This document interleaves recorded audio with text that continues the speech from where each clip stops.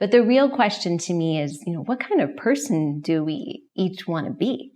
What kind of choices do we want to feel responsible for? What kind of choices do we want to make? I mean, when we are on our deathbeds, are we going to think, man, I'm so glad I got that slightly cheaper chicken, even if it had these impacts that maybe weren't relevant to me personally on my day-to-day life, but I know influenced other people in the world at large? Or are we going to think, you know what?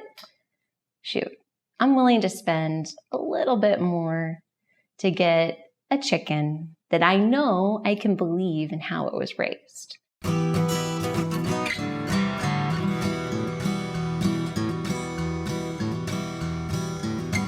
Welcome back to the Real Organic Podcast, Episode 7. I'm Lindley Dixon, co-director of the Real Organic Project. We're a grassroots, farmer-led movement with an add-on organic food label that distinguishes soil-grown crops and pasture-raised-on livestock and educates about the differences. You just heard from today's guest, former National Organic Standards Board member Emily Oakley, who lives and farms just a few miles away from those chicken CAFOs in Oklahoma that she was describing.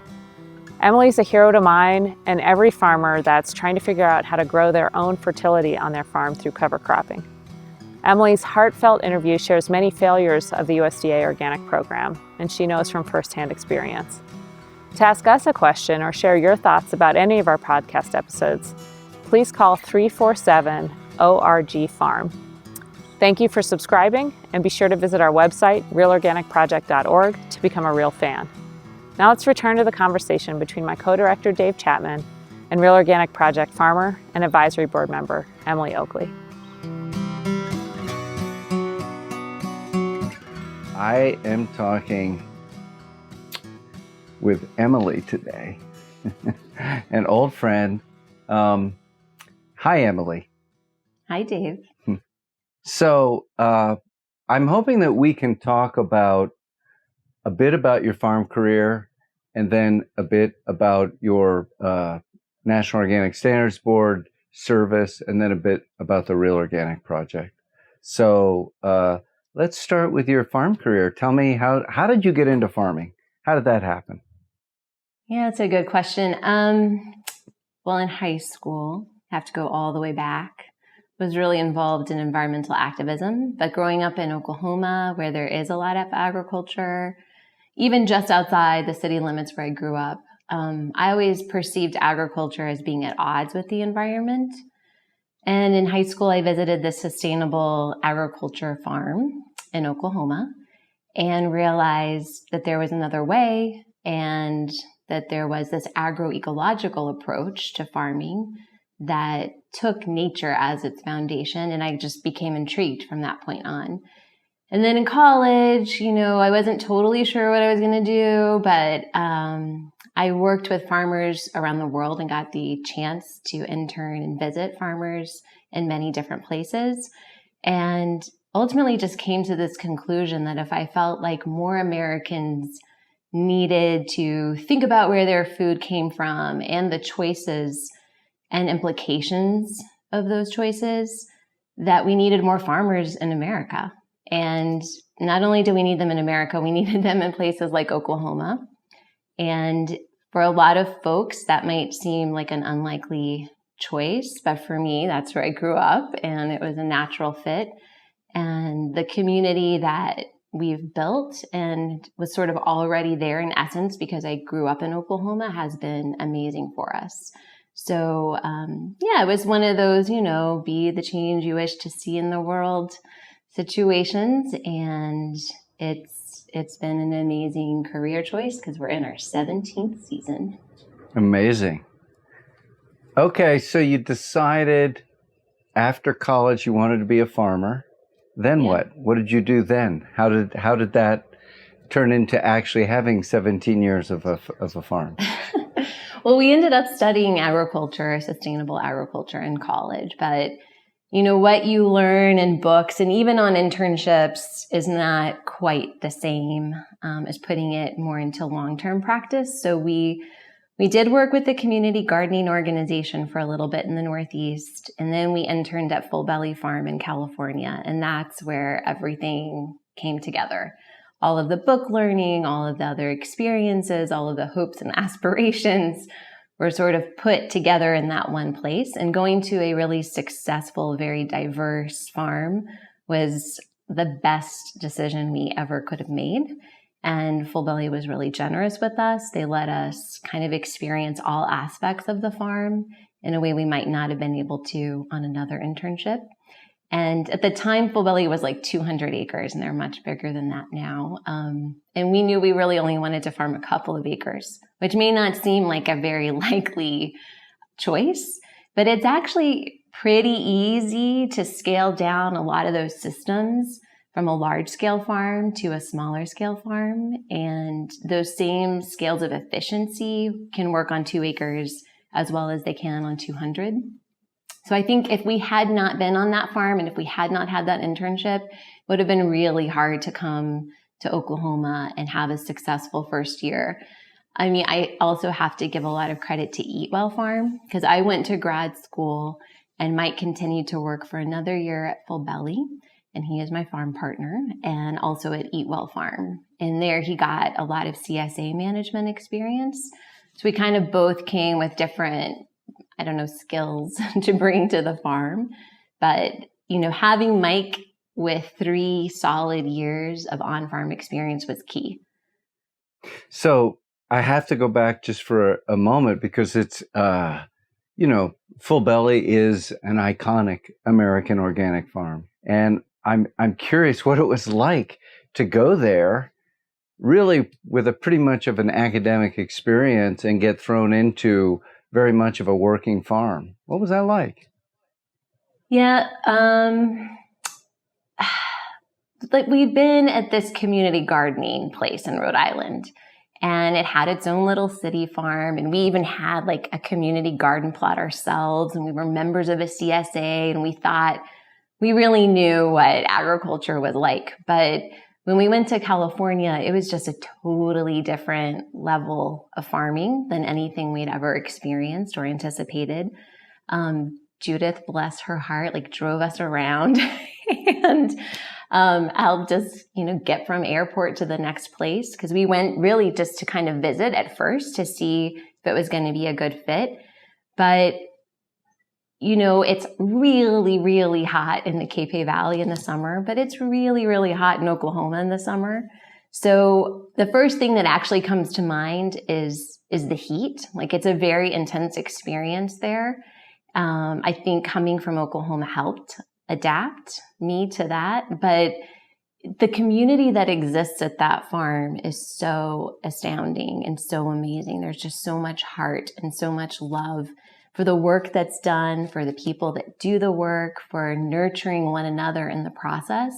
So it's really easy to go there and just slip into this ready-made home and, feeling of a farm life. So it's, very, very much a part of what Full Belly does to try to grow farmers. And, they really helped us from the beginning kind of experience all the different aspects of the operation. It's amazing to see these farms that one of their crops is farmers. Right. And that's true of Full Belly. That was true of Elliott's farm. I know, I discovered in this great hydroponic debate that Larry Jacobs of Jacobs Del Cabo started as an apprentice on Elliott's farm, and many others, of course. And we have a farm right here in the Upper Valley of Vermont who also started at Full Belly.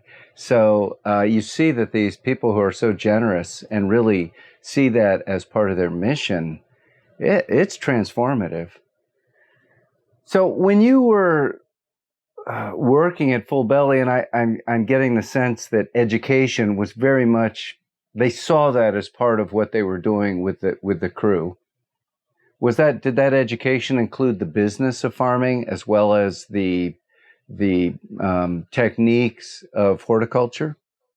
Yeah, that's a great question. And that's where our relationship with Judith was so generous, in the sense that she basically made time during, a time when you have no time. There's never time on a farm, and Full Belly is always so busy. There's never time.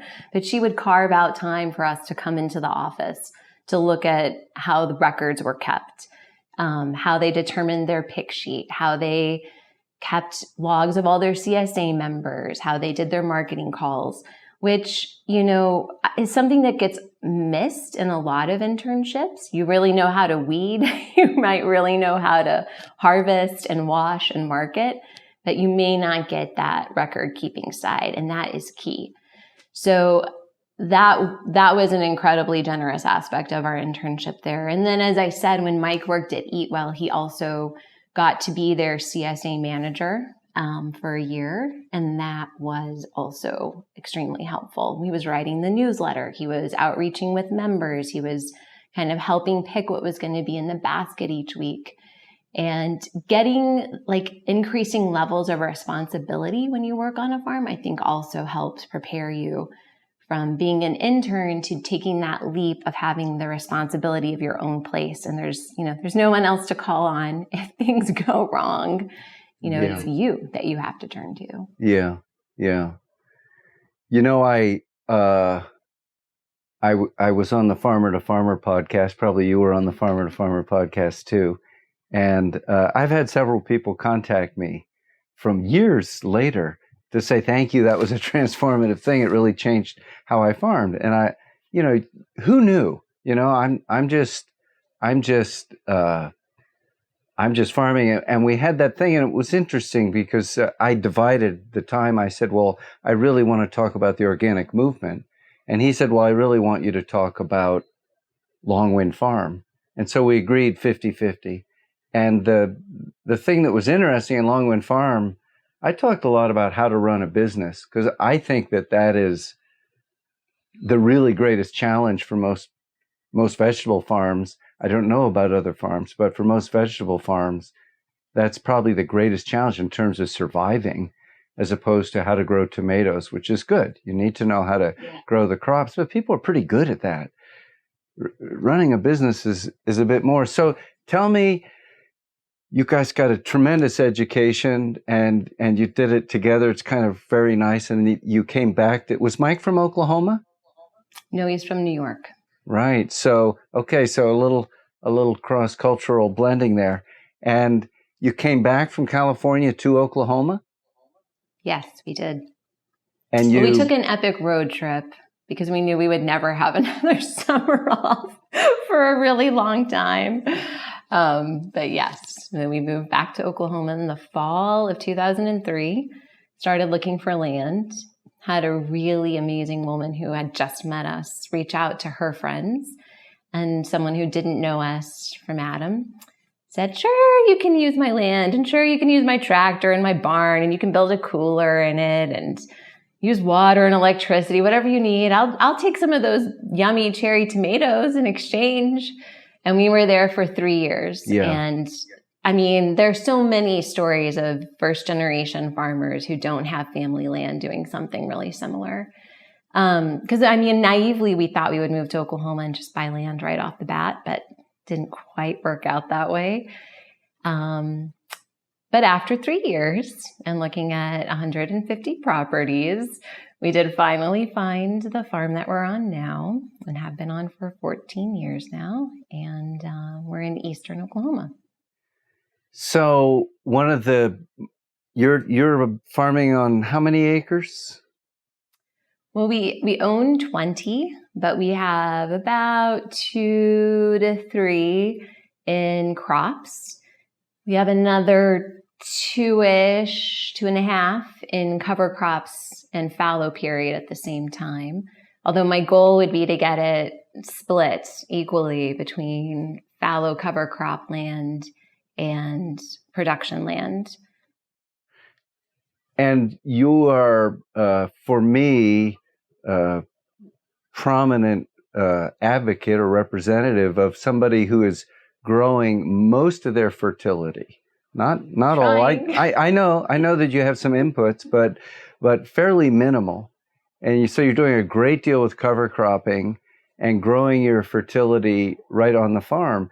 And it's interesting because I talked with Elliot about this, and there are these traditions in farming from very, very intensive market gardens ringing cities since the beginning of civilization to very extensive fields with cattle on thousands of acres. And of course, on thousands of acres of cattle, they're not spreading anything on the fields. They're growing their fertility.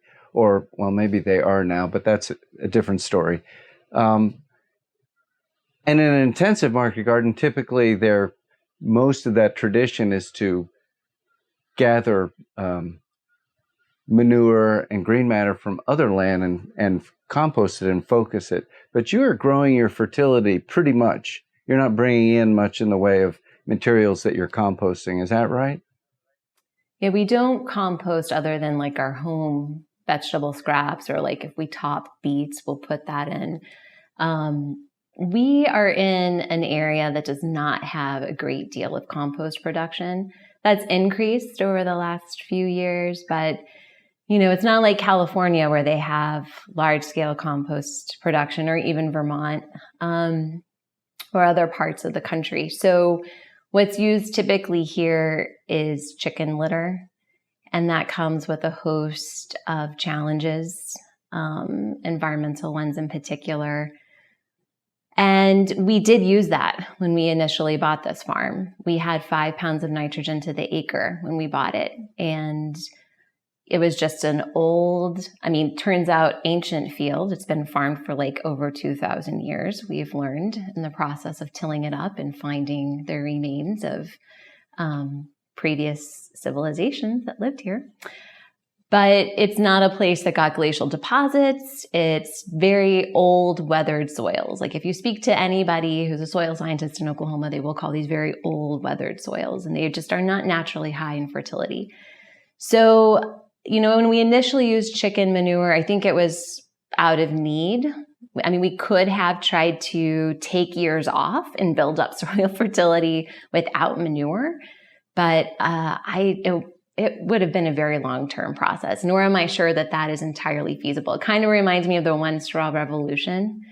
I don't know if you've read that book, yes. But he used a lot of herbicides actually in the beginning. Yeah. And he's very frank about it. And I would not want to use herbicides myself, but I see some sort of similarity in using these basically CAFO manures to build up our fertility levels. But we always struggled with it. We always had environmental, social justice qualms with it. And we're trying to figure out how to use cover crops. But there's very little research out there about using cover crops exclusively for fertility. So we just kind of experimented over time with different mixes, testing our soil at different times during the cover crop period to kind of see what it was doing to nitrogen and other nutrient levels. And ultimately kind of got to a point where we felt confident or somewhat confident in removing manure from our system. And even if we were to buy compost here, a lot of it is going to contain manure, or anywhere it's going to contain manure. And if it contains manure, it's from a CAFO, because there's no other way to gather large quantities of manure other than CAFOs. Unless it's a really localized, small scale system of compost manufacturing. So let me interrupt. I wasn't planning to go that quickly, but let's talk about CAFOs, right? Because first, can you tell people what a CAFO is? Confined animal feeding operation, where large, thousands typically, or hundreds, depending upon the livestock, of animals are raised in a very small area. In our area, it's chickens. The newest houses that have been built within the last couple of years have 50,000 birds in a barn, and each facility has at a minimum 6 barns. So there are at any given time on a 20-acre parcel or less, 300,000 birds, and they go through between 5 and 6 cycles a year. So that's up to 1.5 million birds on that little parcel of land. Have you been in some of these chicken CAFOs? Yes, I have. What's that like? I'm a vegetarian for ethical reasons. And if you walk into one of those, it'll certainly at a minimum spark thought. And it's a very sad, painful sight. It's too many animals in a small space. And you can't take care of that many birds. They are no longer individuals, which, I understand they're for production, but there comes a point where you have to wonder, what happens to us as people when we just see them as commodities and we don't see them as the living beings that they are. Yeah. I think that Jonathan Safran Foer has said that over 99% of the milk, meat, and eggs in America comes from CAFOs. And I think that most people don't know about this, even though there have been a lot of stories. I think that most Americans have never been inside a CAFO and have no idea that that's where the milk or the meat or the eggs that they're eating are coming from. So one of the things that, before I go there, you actually have been fighting a battle with a CAFO close to your farm. Could you tell me about that? Yeah, we live on one of Oklahoma's most pristine and clean creeks. And a couple of years ago, we learned that 6 of these new houses with 50,000 birds each was planned about a half mile up the creek from us. And it was going to be right on the creek. And I thought, oh, no, surely there are regulations that prohibit that. And in my naivete, just started looking for them and started making phone calls and said, I think there's been a mistake here. Of course, I learned later there had been no mistake. There were no regulations or protections. Arguably the Clean Water Act, but certainly no state regulations that would prevent the construction of these houses, not only next to this creek, but right next to the town of Oaks, which is the end of the Trail of Tears for the Cherokee Nation, or one of the end locations of the Trail of Tears, right next to a residential facility for Native American children called the Oaks Indian Mission. It was a neighbor to that property and like a few hundred feet from the school. So that kind of got us going. And there's nothing like something being planned right in your backyard to make you get active, kind of like the Real Organic Project. And turns out there were a lot more people in this area who were upset about all the chicken houses coming in. And they predominantly aren't local residents who are building them. It's people coming in from outside, and it's not Oklahoma-based companies either. So it's kind of hard to make the argument that it's helping our local economy. Yeah, what's it like to live next door to a CAFO? Again, most people listening to this have never even seen a CAFO. So what's that like? Why would you care? Why is that a problem? Miraculously, these 6 houses did not get built. It is like an incredible example of a community success story. But we now have so many in our region that even though we're several miles, maybe 3 to 4 miles from the nearest large-scale facility, when there's a north wind and it's blowing right, I'm not sure if we're smelling those CAFOs themselves or if we're just smelling the massive amount of chicken manure that's now being produced in this area and getting spread on cow pastures, both for hay and for, cow-calf feeding operations. But we can now smell manure sometimes at our house, which is crazy. And I've actually had to start keeping a log on a calendar of how frequently and where and how often for how long we're smelling chicken manure. And it is, it's not some pleasant little poop smell like changing a newborn baby's diaper. No, it is one of the most revolting odors you can possibly imagine. And for the very unfortunate people who have to live right next to these CAFOs that have now been built in our area, it's beyond heartbreaking. I mean, what are you going to do? You can't even sell your farm because nobody's going to want to live next to that. You don't want to, and no one else will. So it's sort I of could go like off you're on living, a tangent on that, but it's it's a heartbreaking situation. It's like you're living in a colonized area. Yeah, I mean, America is treating rural America as its dumping grounds in many ways. And it's turning rural communities into industrialized places because these are industrialized operations. There is nothing mom and pop about these farms. There's nothing like these aren't, I joke, they're not like grandma's old chicken houses, you know, because this industry has been around for a while, but those first barns were like, you know, kind of a joke compared to these 50,000 birds per barn operations. So, well, one of the things that even beyond that, and we're certainly going to get into this with some of the other people in the symposium, is the tremendous climate implications of the CAFOs as being one of the main pressures on climate crisis, on climate change, is growing the food somewhere else, chemically by and large, right? And then transporting it a long way to these basically toxic concentration camps for animals, and that the whole thing is a downward spiral. It's so interesting to me because it's so difficult to stop. It's happening on this massive level, and you know, people kind of say, "Well, that's capitalism," and I don't know. It seems to me like it's a very broken capitalism. It's capitalism in which the people don't want it.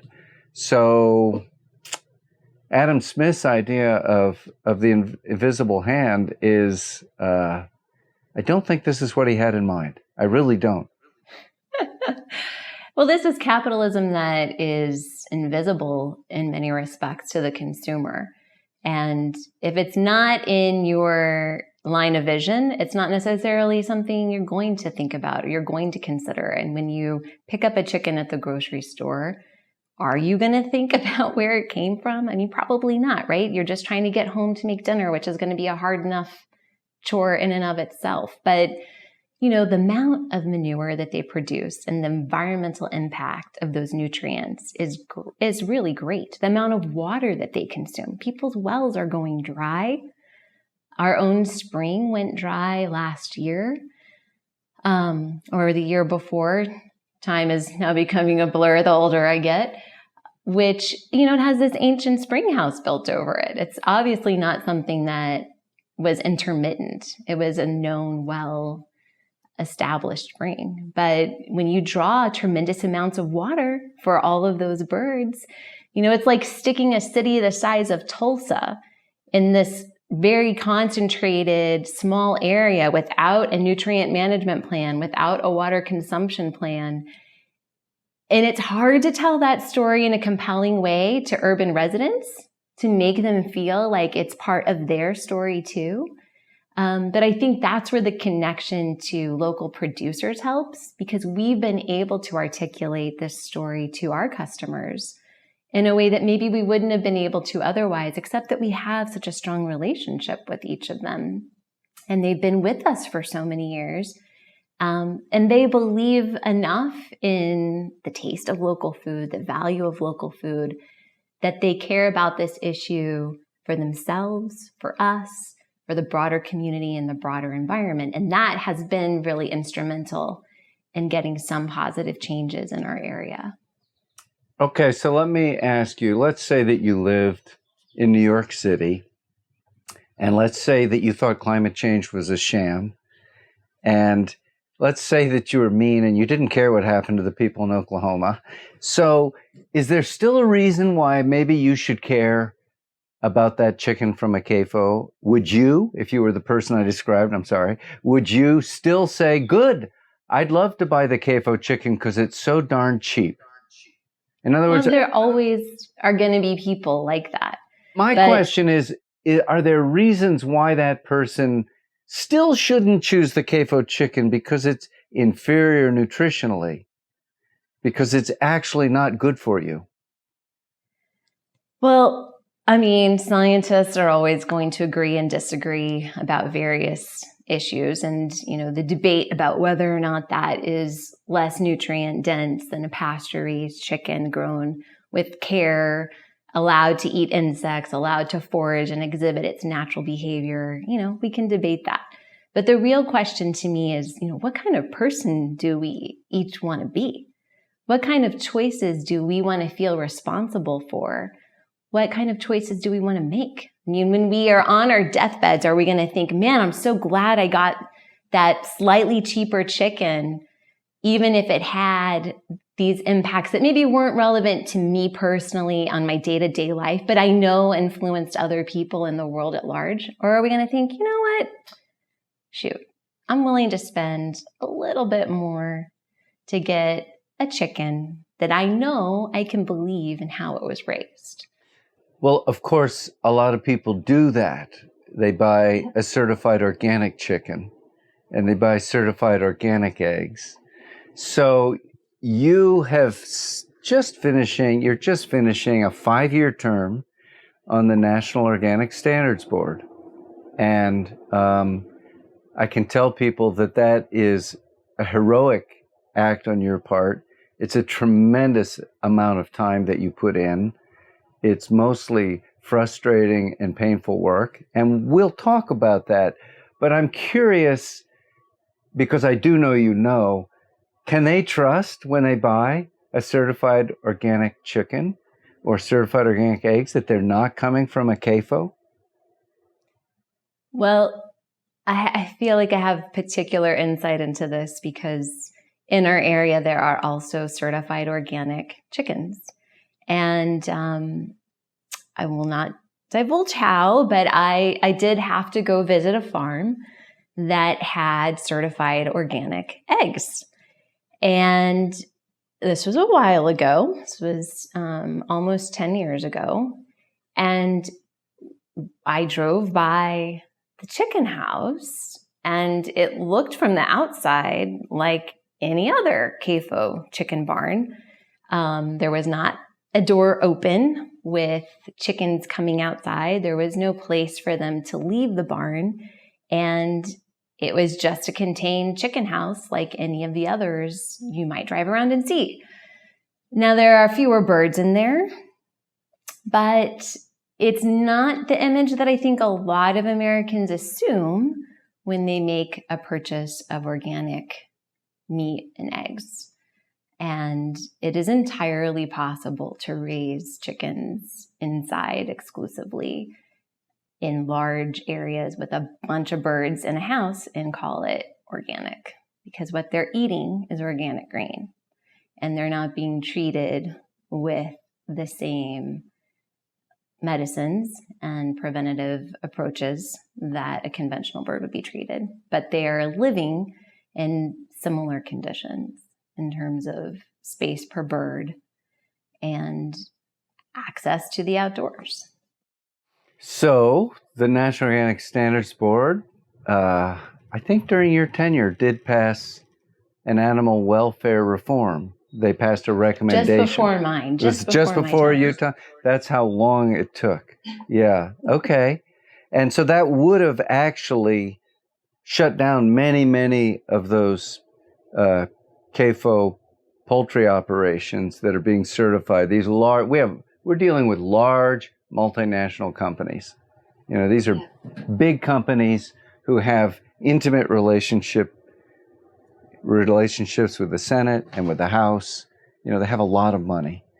And even though it passed the NOSB and it went on and it finally passed the National Organic Program and then it even finally passed the USDA, it was rejected by Trump. It was withdrawn from the rulemaking process. Yes. When we had a change in administration. Yes. So, in fact, I bring it up because it's my understanding that none of the last 20 recommendations passed by the National Organic Standards Board have resulted in rulemaking that actually was enacted. So that's 10 years of recommendations. I'm just curious, as somebody who spent 5 years trying to craft those recommendations, how you feel about that? It's really disheartening to know that you could spend a tremendous amount of volunteer time on something that is important to you, but is more importantly important to the broader organic community, that you vet through the stakeholders, that you try to find consensus on, and know that the chance of it making it through the rulemaking process is pretty slim.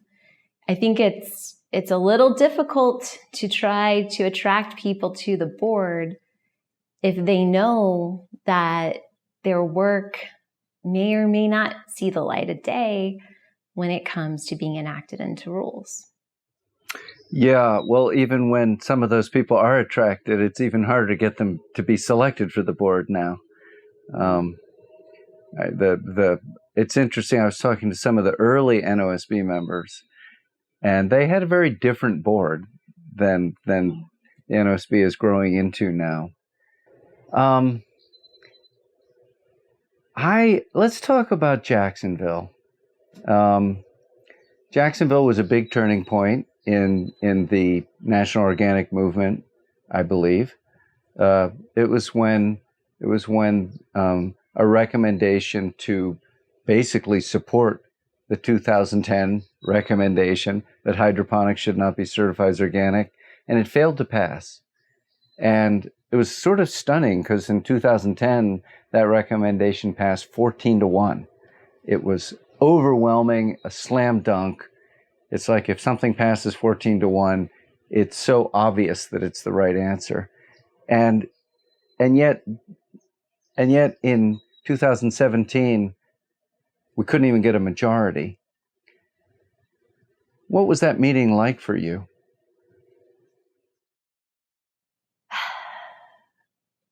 It was really personally painful because the board is intended to represent all the diverse organic stakeholders, and it does.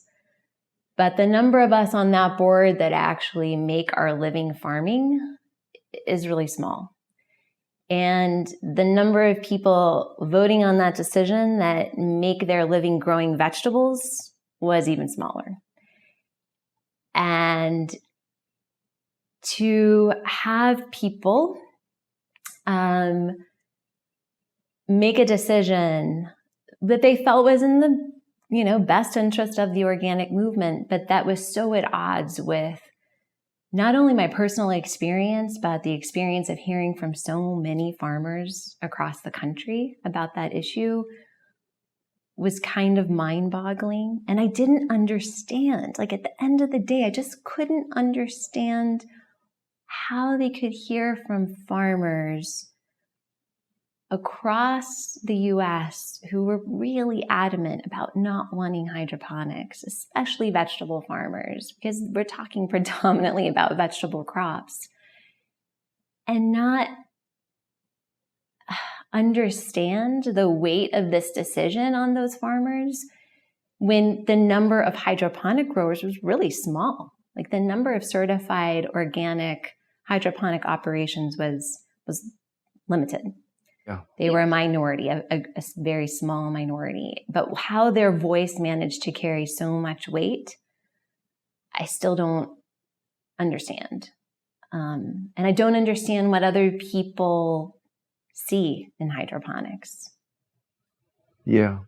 Well, that tiny minority was supported by the Organic Trade Association and CCOF and Oregon Tilth. So they had tremendous institutional support.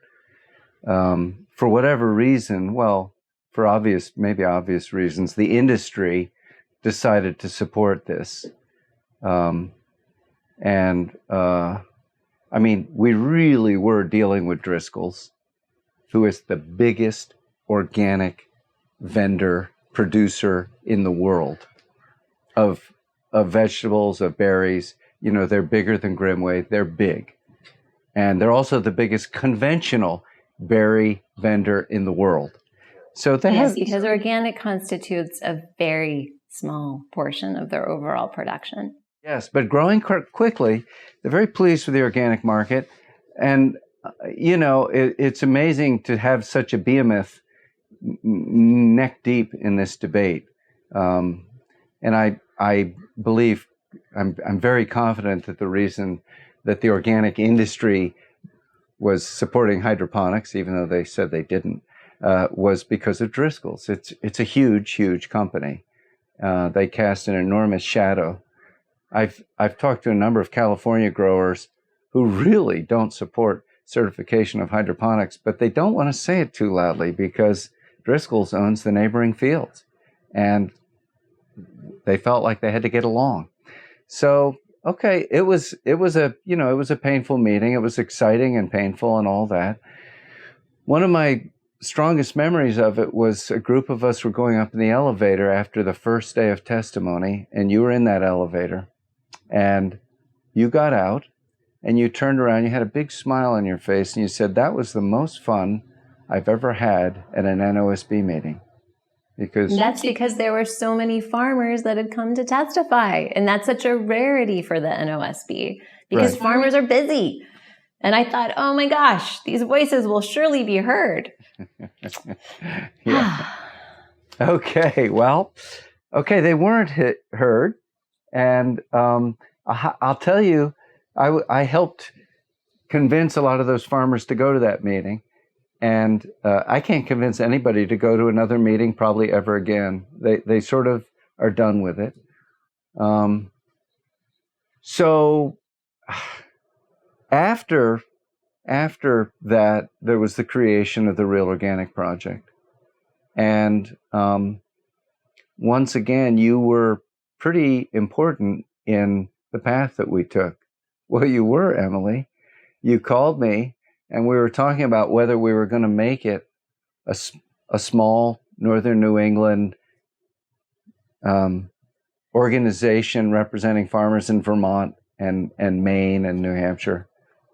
And you said to me, Dave, Vermont can do this without Oklahoma, but Oklahoma can't do it without Vermont. Do you remember that? Yeah. Yeah. And it was actually a powerful moment for me. I'm like, okay, we're going to be national. And I got to tell you, it's extremely difficult to do something on a national level with a bunch of disorganized farmers. So busy farmers, busy, not disorganized.